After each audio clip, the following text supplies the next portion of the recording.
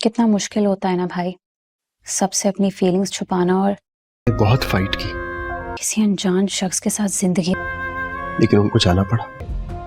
ऐसा कुछ नहीं है, सच नहीं है ये। बिल्कुल है, मेरे दिल में तुम्हारे लिए एहसास है। दोस्तों नाज़ो को तो आप समझ आ गई कि उसने जो उमर और बाकी भाइयों के साथ किया है, उसके बाद तो अब नाज़ो के पास कुछ ही नहीं रहेगा।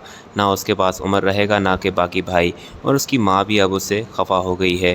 दोस्तों नाज़ो जो कि अब बिल्कुल तन्हा हो चुकी है। नाज़ो दोस्तों उमर को तो कह रही होगी, नाज़ो उमर को यही कह रही होगी कि भाई मुझसे बहुत ही बड़ी गलती हो गई, मैंने ये सब कुछ आप लोगों की मोहब्बत में किया और मुझे कुछ पता ही नहीं लगा कि मैं कितनों के घर ख़राब कर रही हूँ। वो उसे कहेगा कि बंद करो ड्रामा, तुम्हारी असलियत जानने के बाद तो मुझे भी तुम्हारे साथ उतनी ही नफ़रत हो गई है जितनी अरसल को तुमसे। अरसल और राहिम क्यों तुम्हें कहते थे और मैं तुम्हें हमेशा उनके सामने सपोर्ट करता था। तुमने मेरा ही घर उजाड़ा, मेरी ही बीवी को इस घर से निकलवाने पर मुझे मजबूर किया और मेरा ही बच्चा तुमने मारा। नाज़ो आखिर क्यों?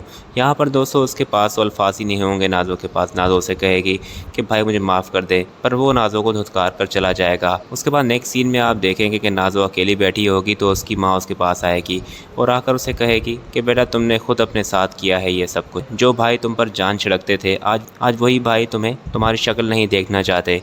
नाज़ो से कहेगी कि मैं उनसे माफ़ी मांगना चाहती हूँ, मुझे अपनी गलती का एहसास हो गया है, अम्मी वो मुझे माफ़ करेंगे।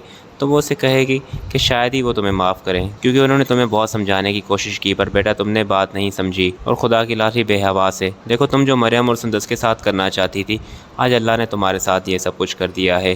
पर फिर भी मैं माँ हूँ, मेरा कलेजा फट रहा है, मैं तुम्हें इस तरह से नहीं देख सकती। और फिर नाज़ो के पास सिर्फ आखिर में उसकी माँ ही बचेगी, क्योंकि उसका शौहर भी उसे छोड़ चुका होगा और सब अपनी अपनी ज़िंदगियों में बहुत ही खुश होंगे। उमर का कारोबार भी स्टेबल हो जाएगा और 3 भाई भी आपस में मिल चुके होंगे।